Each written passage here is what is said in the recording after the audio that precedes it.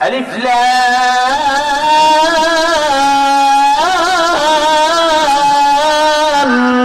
মিম যালিকাল কিতাবু লা রাইবা ফীহ।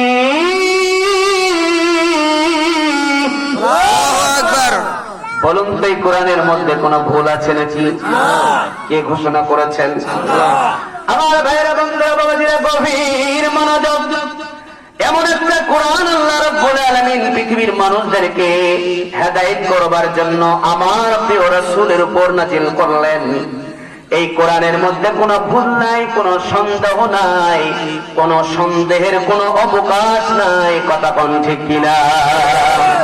শুধু তাই নয়, এই কোরআনুল কারীম এমন একটা কিতাব, কেউ যদি কোরআনুল কারীমের আলিফ লাম মিম তেলাওয়াত করে সাথে সাথে তার আমলনামায় আল্লাহ রাব্বুল আলামিন 30টি নেকি দান করে দিবে। জোরে বলা যাবে কি সুবহানাল্লাহ? কয়টি নেকি? 30টি।